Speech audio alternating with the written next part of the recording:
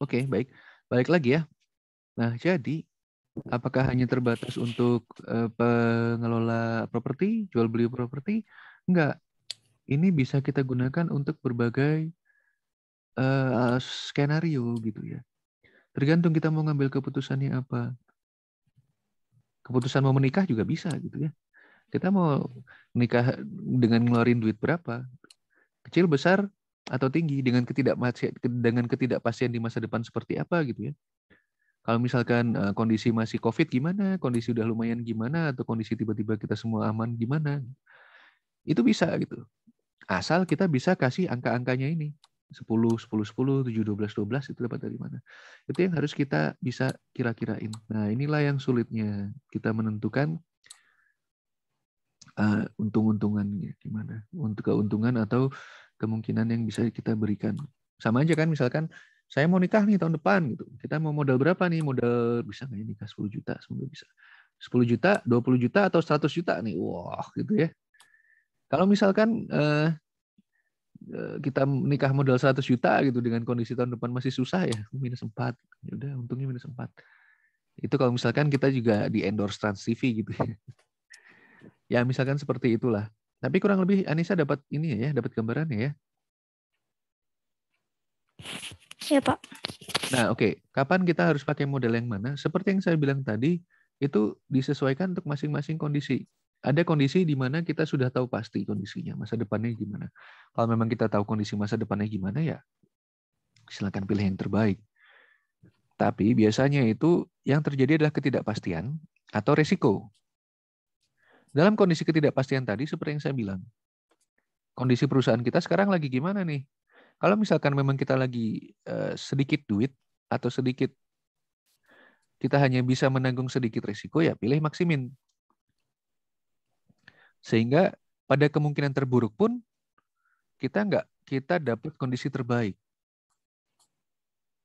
Kalau misalkan kita kuat menanggung banyak resiko, gitu ya, Anissa udah jadi sultan, silakan pilih yang maksimax. Udah beli rumah besar aja, nggak peduli gimana, anggap aja kita dapat yang terbaik. Selalu yang terbaik dalam kondisi terbaik. Wah. Kalau misalkan kita ada di tengah-tengah, ya udah pakai yang laples. Secara rata-rata, kita masih dapat yang paling baik. Kalau misalkan minimax regret ini yang cukup menarik kalau buat saya ya, karena istilahnya kita mempersedikit peluang yang hilang. Nah, istilahnya seperti itu. Saya nggak tahu ini paling bagus diambil oleh apa, mungkin oleh startup ya. Karena startup itu mainnya di opportunity atau di peluang. Startup yang baru berjalan itu pakai yang ini, minimax regret. Jadi kita bisa mendapatkan paling banyak kesempatan. Dan yang ini kalau misalkan startup itu udah jalan sesuai dengan masing-masing kondisi. Maksudnya gimana? Yang namanya startup itu sama seperti startup saya, itu kondisinya naik turun ya. Kayak misalkan kemarin tahun 2020 tiba-tiba COVID. Itu kita harus selalu pakai yang kondisi maksimin. Kalau sekarang kondisi sudah mulai membaik, ya udah kita pakai yang Laplace. Nanti kalau kita udah untung lagi di atas angin, baru kita pakai yang maksimal seperti itu. Jadi kita imbang-imbangan aja. Kayak gitu, Sa. Oke. Iya, Pak. Oke, gitu ya. Ya. Karena kalau startup baru, biasanya memang kita harus pintar atau mengambil peluang yang paling bagus gitu ya. Karena itu ini kita pakai minimax regret kalau yang paling baru di situ. Minimax regret itu yang menarik karena di sini kita hitung terlepas dari bukan terlepas ya. Jadi kita menghitung untuk masing-masing kemungkinan kondisi di masa depan, kita pilih mana yang paling bagus. Kemudian kalau misalkan kita salah pilih gitu, salah strategi, kita istilahnya hilang potensi keuntungannya berapa. Nah, itu. Karena kalau startup baru lebih besar ininya lebih bagus gitu ya, lebih besar untungnya itu lebih bagus buat awal-awal. Oke, ada pertanyaan sampai sini? Udah sih, Pak, cukup itu dulu. Ya, baik. Selanjutnya kita akan belajar tentang ada beberapa metode. Ini model matematika. Ada decision tree. Mungkin pernah belajar di kelas matematika diskrit. Anissa belajar matematika diskrit sama siapa? Pak Afid, Pak. Afid ya, udah sempat belajar decision tree? Sudah. Tapi saya ingatnya di matkul kecerdasan buatan. Decision Iya trees. benar. Karena decision tree itu memang dia adalah ilmu dari matematika diskrit yang dibawa ke kecerdasan buatan. Sehingga kita bisa memilih dari beberapa kemungkinan yang dimungkinkan gitu ya. Dari kemungkinan hasil yang bisa kita peroleh. Dan ada beberapa, kita bisa memasukkan beberapa kondisi, baik itu yang bisa kita pilih maupun yang tidak. Itu nanti kita bisa memilih, kita bisa memberikan pilihan yang paling memberikan kita keuntungan lah, seperti itu. Ada hal-hal yang kita tidak bisa atur, ada hal-hal yang bisa kita atur. Kalau ini yang tadi yang uncertainty ya, yang chance, ini yang bisa kita pilih atau alternatif. Misalkan di awal, di kondisi awal nih, kalau misalkan nggak ada apa-apa, dunia damai, maka kita bisa untung segini. Tapi kita juga bisa membuat keputusan di sini, sehingga kita bisa mendapatkan alternatif ini. Kalau misalkan ini dunia tiba-tiba COVID kayak sekarang, maka kita kalau kita jalan seperti biasa, kita seperti ini. Tapi kita bisa membuat keputusan di sini yang bisa membuat hasilnya lumayan lebih baik, atau juga ikut memburuk tapi nggak seburuk kalau kita biasa aja kayak gitu. Jadi kita bikin beberapa alternatif hasil yang bisa terjadi ketika terjadi hal-hal baik itu yang bisa kita pengaruhi maupun tidak, begitu ya. Oke, decision tree itu biasanya melibatkan situasi-situasi yang ini ya, melibatkan keputusan yang sifatnya berurutan. Kalau sudah A maka B. Kalau kita milih A kemudian milih A, untungnya segini. Kalau milih A kemudian milih B, untungnya segini. Nah, oke. Jadi kita bisa bilang bahwa untuk ketika kita diberikan kesempatan untuk membuat pilihan, maka istilahnya ranting yang meninggalkan titik keputusan kita itu disebut alternatif. Alternatif 1, alternatif 2. Tapi kalau misalkan ada suatu kejadian yang tidak kita inginkan, ini disebut kondisi lingkungan. Seperti itu. Nah, oke. Ini misalkan contoh ya. Misalkan Anissa punya perusahaan properti deh lagi ya, perusahaan properti. Kalau misalkan Anissa mau bikin perumahan kecil atau Anissa mau bikin perumahan besar, apa yang mungkin terjadi di masa depan? Oke. Kalau misalkan permintaan terhadap rumah itu di masa depan rendah 0,4, maka Anissa bisa untung $40 miliar mungkin. Kalau misalkan permintaannya tinggi,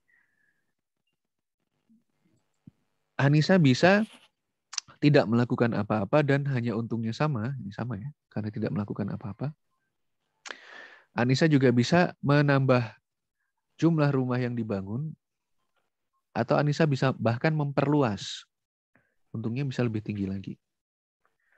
Nah, tapi kalau misalkan Anissa sudah bikin perumahan atau bikin apartemen yang besar gitu ya, dan permintaannya lagi rendah, kalau kita tidak melakukan apa-apa, untung kita cuma $10 miliar. Kalau kita mengurangi harga, untung kita bisa 50. Nih, di sini. Di sinilah setara dengan ini. Tapi kalau misalkan permintaannya besar, kita bisa untung lebih besar lagi 70. Nah, inilah contohnya decision tree.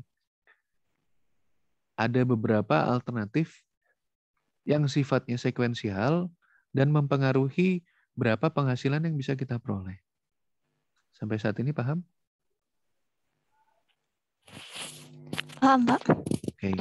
Selanjutnya ini ada expected value of perfect information, (FVPI). Nah, ini saya juga kurang paham. Mari saya coba jelaskan ya. Yang pertama ada opsi ya. Ada opsinya itu apabila kita bisa menunda suatu keputusan dan membeli informasi tambahan. Pertanyaannya apakah biaya dari opsi yang kita tambahkan ini, yang ingin kita tambahkan ini untuk menambah opsi baru gitu ya, itu lebih rendah daripada hasil yang bisa kita peroleh.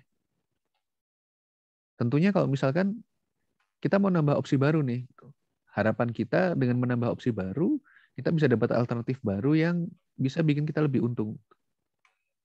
Nah, cara menghitungnya itu adalah expected payoff under certainty. Kita bisa untung di bawah kepastian, dikurangi keuntungan kita, kemungkinan ekspektasi keuntungan kita di bawah resikonya berapa. Kita harus, ya kalau misalkan kita mau ini ya, kita mau optimasi, tentunya ya kita harus rela mengeluarkan uang untuk mendapatkan informasi yang lebih baik. Informasi yang lebih baik bisa memberikan istilahnya keputusan yang lebih baik juga bagi kita. Seperti itu. Misalkan seperti ini. Kita balik lagi ya. Kalau misalkan permintaan terhadap rumah itu rendah, maka kita paling untung bisa dapat 10 duit. Kalau permintaan terhadap rumah itu menengah, paling untung dengan rumah ukuran sedang juga, kita bisa dapat untung 12. Kalau permintaan terhadap rumah itu tinggi, untuk untungnya kita bisa dapat 16 kalau kita beli rumah ukuran besar. Tadi nilai probabilitasnya sudah ditentukan. 0,3 untuk low, 0,5 untuk moderate, dan 0,2 untuk high. Nah, expected payoff under certainty-nya berapa? Kalau misalkan kondisinya pasti, maka ini kita semua totalkan. 0,3 dikalikan 10, ditambah 0,5 kali 12, tambah 0,2 kali 16, totalnya 12,2. Kalau expected payoff under risk-nya berapa? Under risk-nya tadi kita dapat dari hitungan yang di sini. 10,5. Sehingga kita bisa dapat kalau misalkan ini memang sudah pasti seperti ini, maka nilainya 12,2. Tapi kalau misalkan ada resiko di mana ini juga sifatnya probabilitas yang belum tentu juga seperti itu gitu ya. Bisa jadi ternyata yang low meskipun nilai moderate-nya lebih tinggi probabilitasnya. Jadi ya sudah 12,2 dikurangi, ini dapatnya dari sini ya. 10,5 dapat dari yang resiko tadi. EVPI-nya expected value of perfect information-nya itu adalah 1,7. Kalau misalkan kita dapat informasi yang baik, itu nilainya 1,7. Ini tadi ada sensitivity analysis. Aduh, ini bingung. Apa ini maksudnya? Abu-abu. Kita misalkan punya 3 alternatif ya. Alternatif A, alternatif B, alternatif C. Dengan ada 2 kondisi. Nah, ini kita lebih sederhana ya tadi. Kalau tadi kita punya 3 alternatif dengan 3 kondisi. Sekarang kita punya 3 alternatif dengan 2 kondisi. Payoff table-nya, kalau misalkan kondisi yang berlaku adalah kondisi pertama, kita pilih alternatif A, kita untung 4. Kalau kita pilih alternatif B, kita untung 16. Kalau kita invest di alternatif C, kita untung 12. Pada kondisi kedua, untuk kita invest alternatif A, kita untung 12. Alternatif B, kita untung 2. Alternatif C, kita untung 8. Mana yang kita pilih? Nah, pilihnya sensitivity analysis seperti ini ya. Jadi kita harus lihat, ada caranya enggak? Nah, kita harus ngelihat kalau misalkan dalam kondisi, nah ini kan ada ininya nih, ada angka-angkanya nih, ada 4, 16, 12, 12, 2, dan 8. Kita harus melihat untuk nilai masing-masing optimal dan minimalnya berapa. Jadi kita pakai 3 sumbu ya. Ada sumbu pertama yang di sebelah kiri, itu kalau misalkan tercapai kondisi nomor 1. Ada sumbu kedua di sebelah kanan, itu kalau tercapai kondisi kedua. Dan ini adalah P atau probability dari kemungkinan 2. Probability kemungkinan 2, sehingga kita bisa lihat di kemungkinan 1, P2-nya adalah 0. Di kemungkinan 2, P2-nya adalah 1 atau pasti terjadi. Nah, sensitivity analysis ini menarik karena kita membuat grafik yang menggambarkan untuk setiap kondisi paling bagus itu yang mana. Nah, di sini kita bisa lihat ya. Kalau misalkan memang kita tahu B itu untung di nomor 1 itu 16, ya 16. Nah, 16. Untung di kondisi keduanya adalah 2, ya kita tarik garis lurus. Ini garisnya B. Untuk garis A, pada kondisi 1 dia untung 4, tapi di kondisi 2 dia untung 12. Sedangkan untuk alternatif C, pada kondisi 1 dia untung 12, pada kondisi 2 dia untung 8. Kapan kita pilih alternatif A, kapan kita pilih alternatif B, kapan kita pilih alternatif C. Dari grafik ini kita bisa lihat, kalau kemungkinan terjadinya masing-masing 50-50, paling bagus kita ambil pilihan C. Kalau misalkan kemungkinan besar hasil pertama lebih tinggi daripada kondisi pertama lebih mungkin terjadi di kemungkinan kedua, kita pilih alternatif B. Kalau kemungkinan kondisi kedua lebih mungkin terjadi daripada kondisi pertama, kita pilih alternatif A. Seperti itu. Ini adalah analisis sensitivitas. Ada yang mau ditanyakan sampai sini?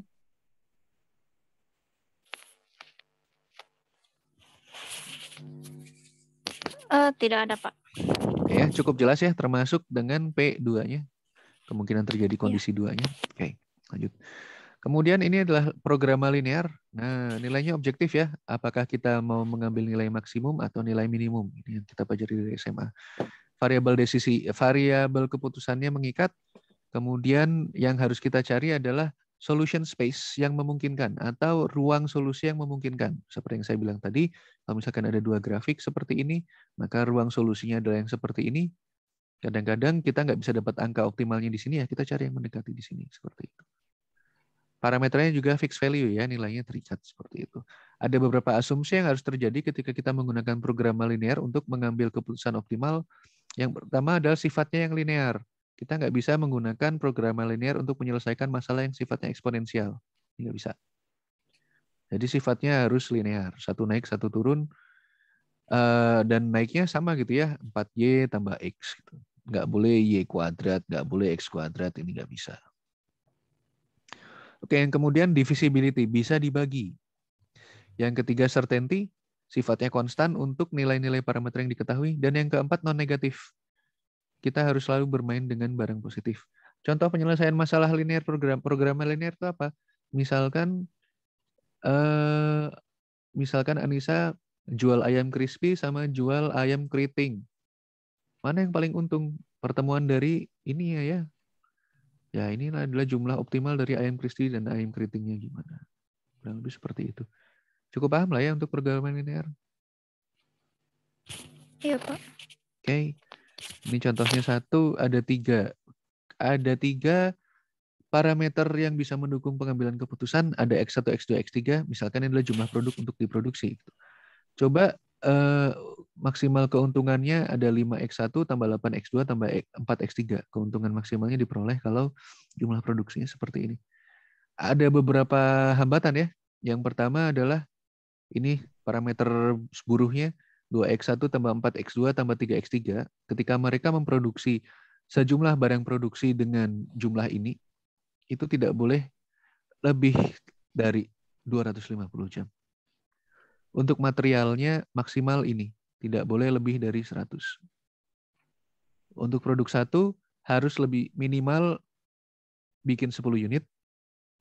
Kemudian masing-masing produknya harus ada minimal 0 gitu ya, nggak boleh kita nerima produk lain dari luar. Nah, kalau misalkan biasanya program linear kita pakai 2 parameter, sumbu X, sumbu Y gampang. Kalau misalkan pada contoh soal yang ini, di mana ada 3 parameter, maka kita masukkan parameter keputusannya apa saja. Ini ngitungnya gimana? Misalkan variabel X1 nilainya 10. Dapat dari mana? Ini ya, dimasukin. Ini nggak boleh dihilangkan. Harus ada X1 minimal 10. X2 dapat nilai dari mana? 5.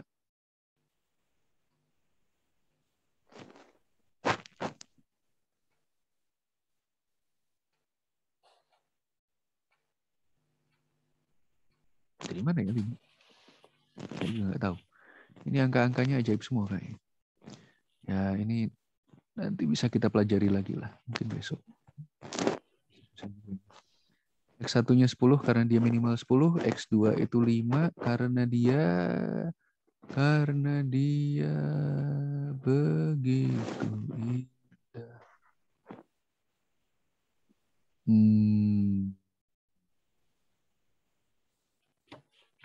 Ya, ini biarkan tetap menjadi misteri ilahi. Mungkin akan saya jawab pada tahun selanjutnya. Oke, mungkin itu aja dulu, Sa. Silakan dipelajari sendiri untuk linear program linearnya dengan 3 variabel. Tapi dari apa yang sudah saya sampaikan tadi, saya harap bisa menjadi pengetahuan baru buat kita semua juga. Semoga bermanfaat. Ada yang mau ditanyakan apa enggak sebelum saya akhiri kuliah hari ini? Tidak ada, Pak. Cukup jelas ya. Jadi silakan Ya, pergunakan metode yang paling baik sesuai dengan kondisi Anissa sekarang bagaimana. Boleh menggunakan beberapa metode tadi. Paling asik untuk bikin inilah, istilahnya seru untuk mengidentifikasi alternatif pilihan apa saja yang kita punya dalam masing-masing kondisi. Oke, begitu. Kalau gitu saya akhiri kuliah hari ini. Terima kasih. Semoga tetap sehat. Semoga bermanfaat. Nanti videonya akan saya upload di YouTube. Kalau kurang jelas ya silakan nonton. Materinya sudah saya upload. Minggu depan kita akan UAS. Jadi ini ya, salah satu nanti poin UASnya adalah untuk menghitung keputusan mana yang akan diambil. Nanti akan saya coba buat soalnya. Kita akan ketemu minggu depan. Tapi karena UASnya take home, nah minggu depan kita ada pertemuan terakhir. Setelah itu baru UASnya saya berikan, gitu ya. baik, Oke, Pak. saya akhiri kuliah hari ini. Terima kasih. Wassalamualaikum warahmatullahi wabarakatuh. Terima kasih juga, Pak. Waalaikumsalam Terima warahmatullahi kasih. wabarakatuh. Iya.